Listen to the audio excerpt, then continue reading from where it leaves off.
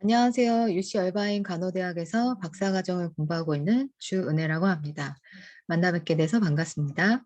오늘 저와 함께 나눌 주제는 수면과 건강입니다. 그럼 간단하게 어떤 순서로 이루어져 있는지 살펴보도록 하겠습니다. 첫 번째, 수면이란 무엇인가에 대해서 함께 나누고 나이에 따라서 수면은 어떻게 변하는지 나눠보도록 하겠습니다. 또한 수면과 치매는 어떤 관계가 있는지에 대해서 알아보고 노인분들에게 자주 있는 수면 장애가 어떤 것이 있는지 살펴보도록 하겠습니다. 그리고 마지막으로 어떻게 하면 잘 잘 수 있는지에 대한 팁들을 나눠보도록 하겠습니다. 네, 사람이 48시간 잠을 자지 않으면 어떤 일이 벌어질까요? 여기 예쁜 여성분이 48시간 동안 잠을 자지 않은 후에 사진을 공개해 드리도록 하겠습니다. 네, 많이 피곤해 보이죠? 지쳐 보이고, 네, 많이 피곤해 보입니다. 이처럼 사람은 48시간 동안 잠을 자지 않으면 많은 기능이 떨어지게 되는데요. 특히 인지 기능이 많이 저하돼서 판단력도 흐려지게 됩니다. 그렇다면 수면이란 무엇일까요? 수면은 많은 기능이 있는데요. 첫 번째로 우리의 면역 기능을 유지해 줍니다. 또한 뇌 기능과 기억력 유지에 큰 역할을 하고 있습니다. 수면 동안 우리의 새로운 신체 조직은 성장하고 또 치료가 됩니다. 뿐만 아니라 체온 조절과 신체 대사 조절에도 중요한 역할을 하고 있습니다. 잠을 자고 나면 기분이 어떻게 되죠? 네, 기분이 좋아지지요. 수면은 우리 정서적 회복에도 아주 중요한 역할을 하고 있습니다. 수면은 크게 두 단계로 나눌 수가 있습니다. 바로 꿈꾸는 수면과 꿈꾸지 않는 수면입니다. 꿈꾸지 않는 수면은 우리가 비렘 수면이라고 부릅니다. 영어로는 Non-Rapid Eye Movement Sleep Stage입니다. 비렘 수면은 선잠을 자는 1단계, 얕은 잠을 자는 2단계, 깊은 잠을 자는 3단계로 구성되어 있습니다. 그리고 꿈꾸는 수면은 우리가 렘 수면이라고 부릅니다. Rapid Eye Movement Sleep Stage입니다. 이 시간 동안 우리는 꿈을 꾸게 됩니다. 그렇다면 조금 더 구체적으로 살펴보도록 하겠습니다. 비렘 수면은 우리 총 수면의 75에서 80% 정도를 차지합니다. 그리고 이 수면 동안 우리의 근골격계의 피로가 많이 회복이 됩니다. 어, 비렘 수면은 선잠을 자는 1단계가 있는데요. 이때는 자다 깨다 반복을 하고 잠으로 들어가는 시기입니다. 이 선잠을 자는 1단계가 총 수면 시간에서 10%보다 적게 차지해야 내가 빨리 잠이 드는구나 라고 느끼게 됩니다. 얕은 잠을 자는 2단계는 실제적으로 잠을 자는 단계의 시작입니다. 호흡은 규칙적이지만 심박수와 체온이 떨어지게 됩니다. 가장 깊은 잠을 자는 3단계는 혈압과 호흡이 가장 낮아지고 에너지가 축적되고 성장 호르몬이 분비되게 됩니다. 깊은 잠이 우리 총 수면의 10% 이상을 차지한다면 적절한 양이라고 볼 수 있겠습니다. 꿈을 꾸는 렘 수면은 우리 총 수면의 20에서 25% 정도를 차지하고 있습니다. 이때 우리의 골격근은 마비가 되어서 움직이지 않고 눈동자는 빠르게 움직이게 됩니다. 이 시간에 우리는 꿈도 꾸게 됩니다. 렘 수면은 3단계 깊은 수면과 서로 협력하여서 장기 기억 저장 기능과 기억력 회복 기능에 아주 중요한 역할을 하고 있습니다. 이런 수면은 어떤 순서로 이루어질까요? 그래프를 보시면 잠자리에 들기 시작하면 선잠을 자는 1단계로 들어갑니다. 잠이 본격적으로 드는 얕은 잠인 2단계로 넘어가게 됩니다. 그리고 깊은 잠을 자는 3단계로 들어가게 되지요. 3단계가 끝난 후에 보통은 꿈을 꾸는 렘 수면으로 들어가게 됩니다. 이렇게 1단계, 2단계, 3단계 렘 수면까지를 한 사이클, 한 주기라고 명명하고 한 사이클이 걸리는데 드는 시간은 90분에서 2시간 정도 소요된다고 합니다. 이런 사이클이 한 번, 두 번, 세 번, 네 번에서 반복된 후에 우리는 깨어나게 됩니다. 잠들기 시작하고 90분이 됐을 때 가장 깊은 수면이 가장 오랫동안 이루어진다고 할 수 있겠습니다. 그래서 이 첫 번째 수면의 주기에 우리의 수면의 피곤함이 많이 해소가 되고 자율신경 조절과 성장 호르몬이 분비되게 됩니다. 또한 뇌의 기억력 등에 아주 중요한 역할을 한다고 할 수 있겠습니다. 이 첫 번째 주기에 깊은 잠이 많고 주기가 반복되어 아침으로 갈수록 깊은 잠은 횟수나 기간이 줄어들게 됩니다.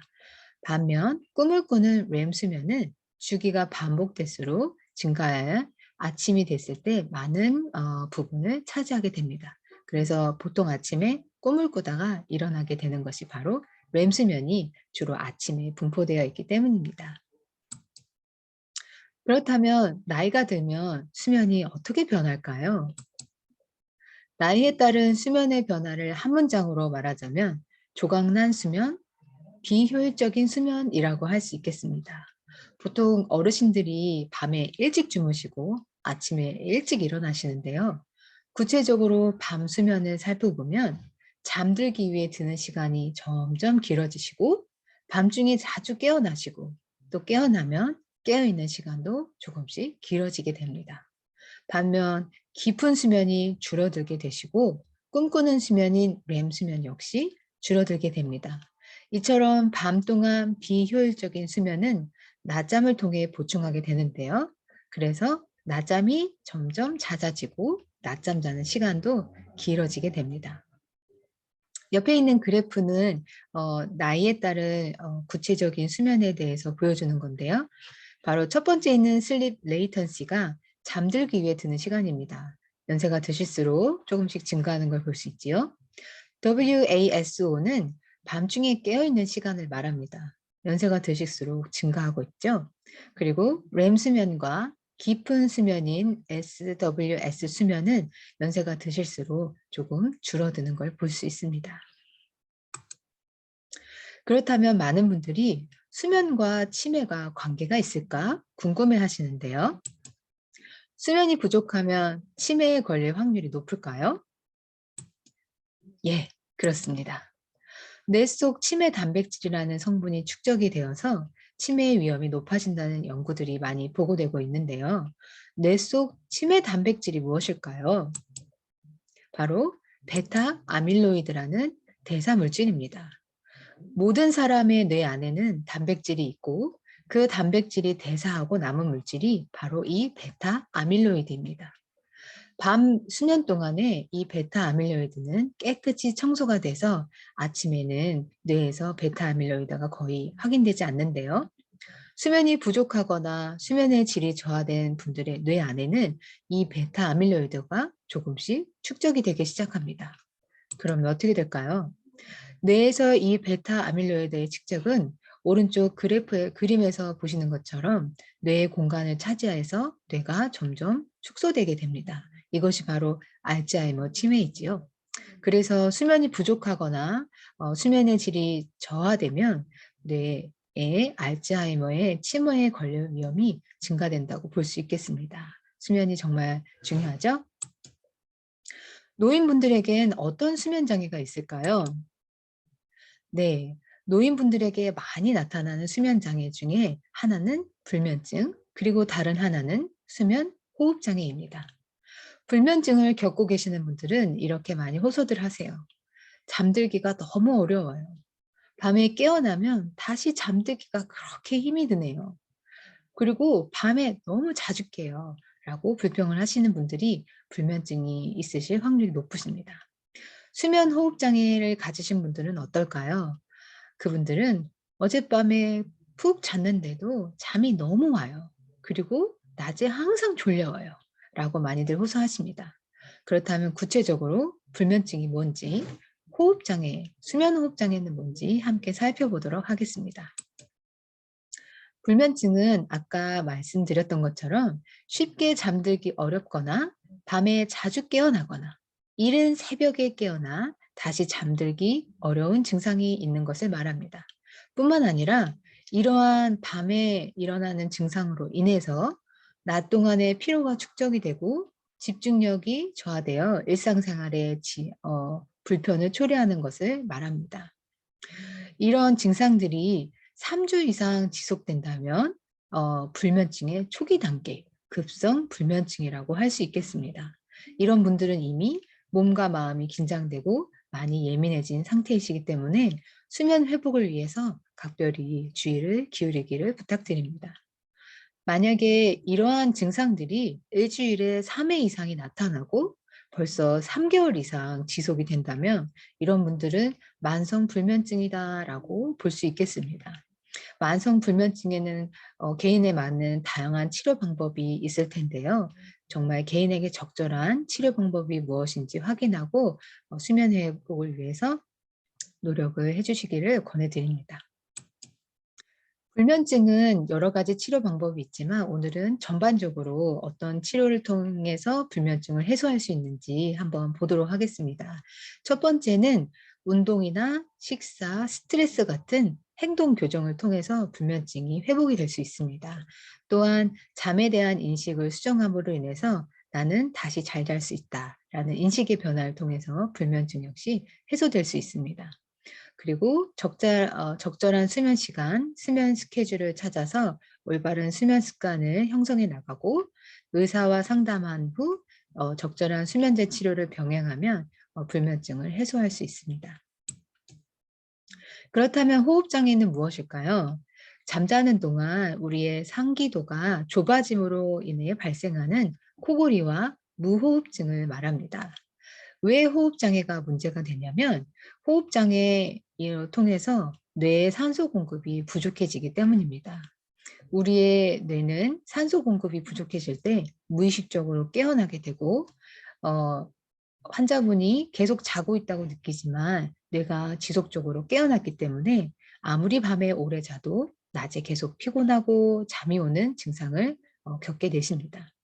이런 호흡 장애는 수면 다원 검사를 통해서 진단을 할 수 있습니다.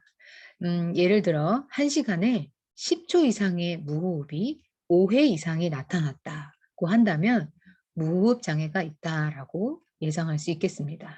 나타나는 횟수가 증가할수록 상태가 점점 심각하다라고 볼 수 있겠습니다. 이것이 수면 다원 검사입니다. 많은 센서들을 몸에 부착하고 병원에서 하룻밤 주무시고 나면 수면 무호흡 장애가 있는지 없는지 우리가 확인할 수 있습니다. 수면 호흡 장애 치료는 어떻게 할 수 있을까요?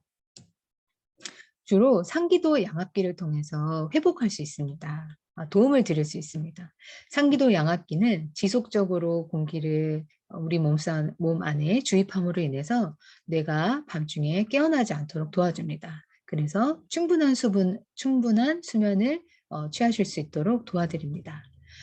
다른 일반적인 방법으로는 체중 감량을 통해서 상기도의 기도를 확보하고 금연이나 금주를 통해서 도움을 드리고 또한 약물 복용을 잘 하고 있는지 점검하는 것이 필요합니다. 어떤 분들은 잠을 잘 못 잔다고 해서 수면제를 드셨는데 이런 수면제는 가끔 호흡 장애를 더 악화시키는 결과를 초래할 수 있습니다. 그렇기 때문에 내가 정말 불면증이 있어서 못 자는 건지 수면 무호흡 장애 때문에 자도 피곤한 건지 정확히 구분을 하셔서 적절한 약물을 함께 복용하시기를 권해드립니다. 자, 그렇다면 나이가 들면 수면도 자꾸 변화가 되고 또 수면이 치매와도 깊은 관련이 있고 연세가 드시면 불면증이나 이런 수면 무호흡 장애가 생긴다고 하는데 잘 자려면 어떻게 해야 될까요? 건강한 수면을 위한 팁을 몇 가지 나눠드리도록 하겠습니다. 첫 번째, 건강한 수면을 위한 첫 번째 팁은 바로 나에게 맞는 적절한 수면 시간을 확보하기입니다.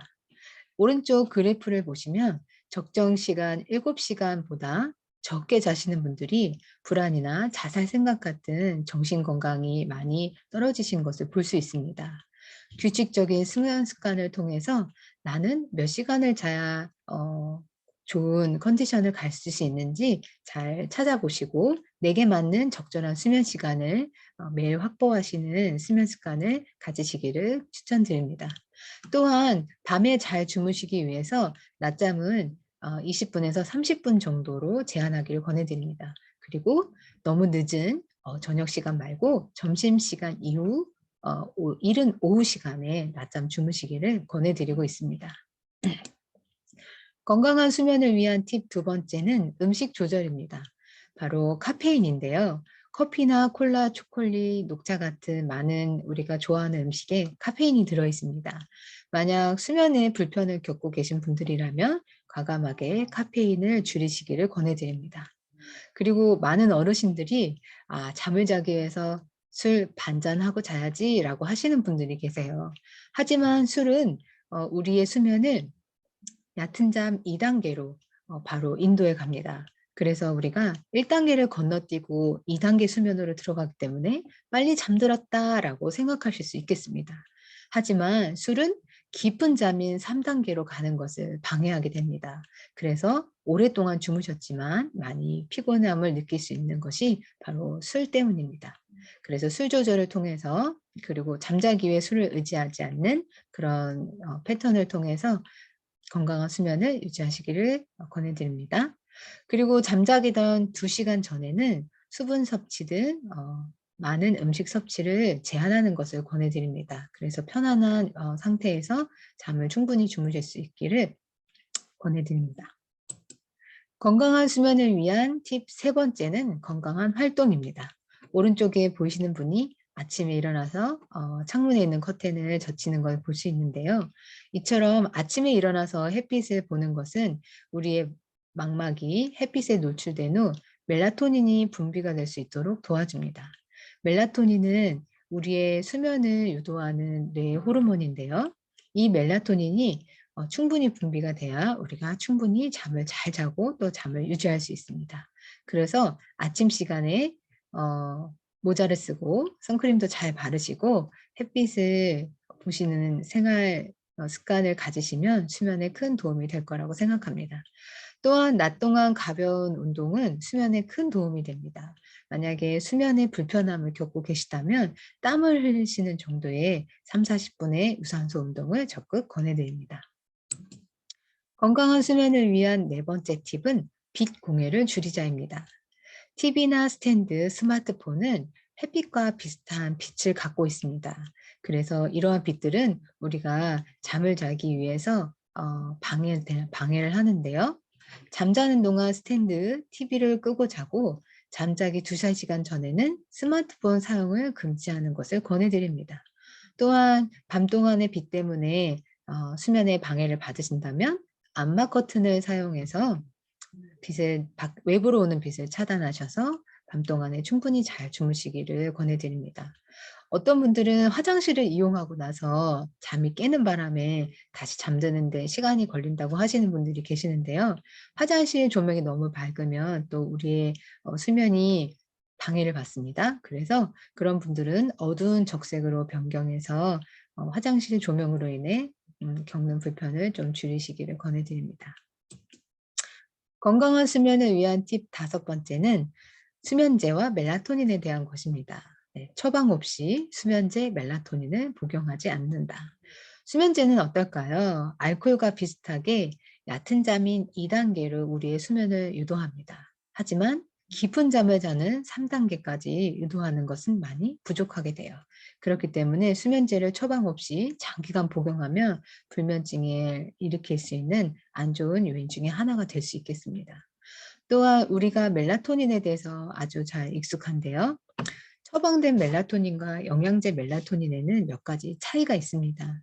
영양제 멜라토닌은 반감기와 작용시간이 우리 신체에서 분비되는 멜라토닌과 달라서 시차 적응용으로 많이 권해드리고 있습니다. 정말로 잠들기 어려운 불면증이나 어르신들이 가지는 불면증이 계시다면 처방된 멜라토닌, 반감기와 작용시간이 우리 신체 멜라토닌과 비슷한 멜라토닌을 처방받으셔서 드시기를 권해드리고 있습니다. 여기까지 건강한 수면을 위한 팁이었는데요. 이 중에서 여러분이 2-3가지 정도 고르셔서 한번 실천해 보신다면 이전보다 더 좋은 수면의 질을 경험하게 되실 거라고 생각합니다. 그리고 제가 더 자세하고 항상 최신 믿을 만한 정보가 가득한 몇 가지 웹사이트들을 소개해 드렸습니다. 관심 있으신 분들은 들어가셔서 수면에 대한 좋은 정보들을 얻으시기 바랍니다. 그리고 레퍼런스입니다. 여기에 있는 논문과 책을 기반으로 해서 오늘 프레젠테이션과 발표가 준비되었다는 점 말씀드리겠습니다. 감사합니다. 질문이 있으시면 여기 있는 이메일로 연락 주시면 빠른 시일 안에 답변해 드리도록 하겠습니다. 모두 건강한 수면, 더 질 좋은 수면 주무시기를 지내시기를 바라겠습니다. 감사합니다.